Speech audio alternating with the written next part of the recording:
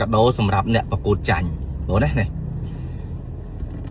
បងថ្លៃខ្ញុំគាត់ប្រកួតចាញ់បាទវុធីម៉ារណិតគាត់ទៅប្រកួតនៅឡាវគាត់ចាញ់បាទហើយខ្ញុំប្រាប់ថាដូចជាថ្ងៃមុនបងប្រាប់ថាបើសិនជាប្រកួតបានមេដាយថ្នាក់ជាតិបងឧបត្ថម្ភទូរស័ព្ទដៃមួយគ្រឿងមែនអត់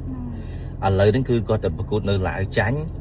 ហើយថ្ងៃមិញខ្ញុំថាទៅទទួលទៅហើយរវល់ទៅតែទៅបងអូនចូលបងអូនអស់ទូរស័ព្ទអស់ថ្មគាត់បានទៅទទួលដែរអញ្ចឹងថ្ងៃហ្នឹងគឺខ្ញុំឧបត្ថម្ភបាទទូរស័ព្ទ iPhone 15 Pro Max ទំហំ memory 512នេះ 512G ឲ្យបងអូនមួយគ្រឿងហើយនឹងមានការឧបត្ថម្ភប៉ាដែរបាទគឺជូនប៉ាបាទមានទឹកប្រាក់2លានរៀលដែរ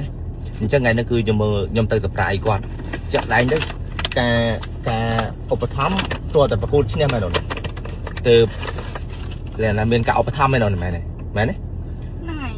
ប៉ុន្តែនេះគឺគាត់ប្រកួតចាញ់តែខ្ញុំនឹងអូនណែតនឹង surprise ទាំងប៉ានិងបាទគឺម៉ារណិតពុទ្ធីម៉ារណិតបាទដែលជាបាទបងអូនថ្លៃបាទហើយជាកូនប៉ាហើយជាកូនសិស្សនៅក្នុងក្លឹបរបស់ប៉ាបាទក្លឹបយុវជនមកដាក់គុណខ្មែរបាទឥឡូវគឺយើងយកទៅស្ប៉ាអណៃយកទៅបងថតពីក្រោយណាតែអណៃលាក់ដើរកាន់លាក់ហើយចាំឲ្យទៅដល់អណៃដាក់ធ្វើមិនឲ្យបាយប្រឡាយយល់ទេបាទអូខេតោះយើងគាត់ចាំដឹងតើអារម្មណ៍គាត់យ៉ាងម៉េចពេលដែលគាត់ប្រកួតចាញ់បាយយើងទូលបានក៏ដូរដែលនឹកតាមដល់បាទឥឡូវមកនេះគឺម្ចាស់បេះដូងខ្ញុំយកទៅហើយបាទនេះចាំមើលតើអារម្មណ៍បាទគឺម៉ារណិតអារម្មណ៍យ៉ាងម៉េចហើយ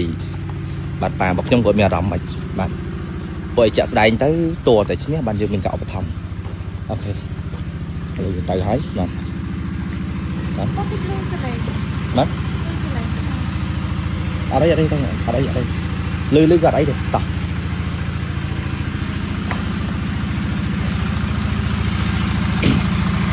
បាទអត់គាត់អត់ទេទៅ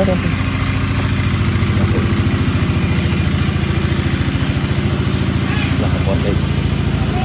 បាទ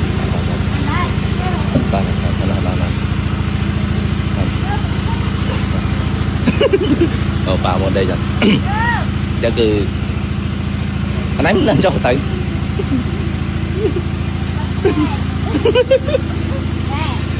ឡូវឲ្យទាំងប៉ាទាំងអនិតបាត់ភ្នែកបាទ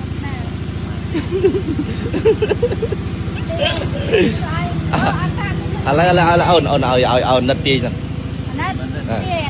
កលាឥឡូវចេះបងនិយាយតិចកលាកប្រកួតឈ្នះមិនដែលល្បីចាញ់ល្បីគ្រប់ការប្រកួតបាទឲ្យតែចាញ់គឺល្បីហ៎កាដូនេះដោយសារល្បីចាញ់បាទល្បីចាញ់មកឈ្នះឲ្យចាញ់ដ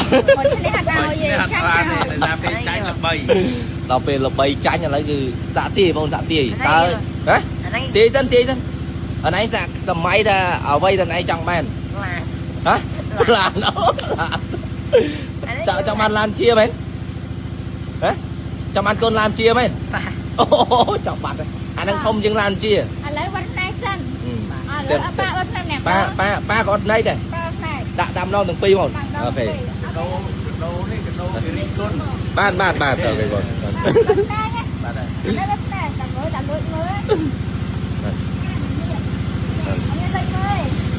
ត់ប៉ាតិចលើ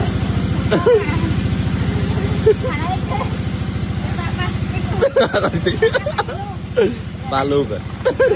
អូខេ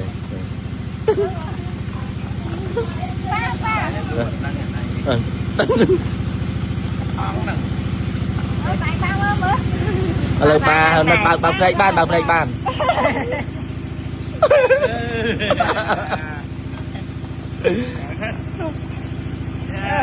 ក្រក់ណាស់បាទឥឡូវប៉ាដាក់ទីមួយដុំហើយជាមែនដុំនេះមិនហែលទីខុសយកវិញ2លានអូខេឥឡូវនិតដងទាយទូរស័ព្ទមកអីខុសយកវិញណា10ពួតហ៎ទាយត្រូវយកឲ្យទាយខុសយកវិញហ៎6អត់ចាហើយ15អូខេ15 Pro Max memory 512អូខេឥឡូវជាកាដូសម្រាប់បងអូនកាត់ខំបន្តទៀតបាទបងមានតែចឹងកាន់តែគ្រប់ត្រូលកាន់តែច្រើនបាទហើយខំប្រឹងបន្តទៀតបាទព្រោះអីគ្មានកីឡាករណាឈ្នះគ្រប់ការប្រកួតទេ